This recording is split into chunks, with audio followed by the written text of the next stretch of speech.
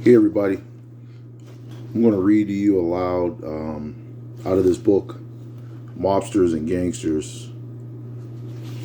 Um, this particular person I'm reading to you about now his name is Arnold Rothstein. Don't forget to like, subscribe, and share the video. Also, message. New York's preeminent underworld figure of the Roaring Twenties and the years just before was Arnold Rothstein, the progenitor of organized crime in America. The man who would come to be known as Mr. Big was born in Manhattan in 1882, the son of a successful philanthropic merchant. When Arnold's brother Harry said he would pursue rabbinical studies, his father was thrilled and said to Arnold, "You should be proud of being a Jew." Arnold shot back, "Who cares about that stuff? This is America, not Jerusalem. I'm an American." Let Harry be a Jew. Preferring the ambiance of the pool hall, Arnold quit school even though he was a math whiz. His obsession with figures was such that he played a lifelong game in which people called out numbers and he instantly performed calculations. His pal Nicky Arnstein once warned him to lay off the computations. "It just isn't good for you, AR. It isn't normal and you'll hurt your brain." It was those smarts, however, that took Rothstein to the top of the heap. His motto was treat the sucker right. He is paying your salary. Mob legends galore came under his tutelage. Luciano, Lansky, Costello, and Torrio learned that the bottom line was what mattered, not the ethnicity of the people you teamed up with.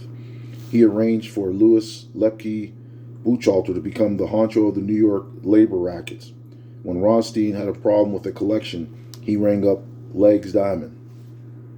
AR was the model for both Nathan Detroit in Guys and Dolls and Meyer Walsheim in The Great Gatsby, which brings us into the Black Sox scandal of 1919 when the Chicago White Sox threw the World Series. Legend has it that Rothstein fixed the outcome, but biographer Leo Ketcher claims otherwise. Rothstein's name, his reputation, and his reputed wealth were all used to influence the crooked baseball players. But Rothstein, knowing this, kept apart from the actual fix. He just let it happen. Mr. Big, whose idea of a lovely evening was to walk down Broadway and savor the adultation of others, made millions from bootlegging, drugs, and gems. His passion, though, was gambling, and it proved his undoing. In September 1928, he was in a 3-day poker game hosted by George "Hump" McManus. For some reason, Rothstein, who never smoked or drank, had of late been acting erratically. During the game, he lost nonstop until he was down $322,000. Shockingly, he left without paying up, saying he would come across in a day or two. The next night, he announced over dinner at Lindy's, "I don't pay off on fixed poker." Days turned into weeks. The heat was on.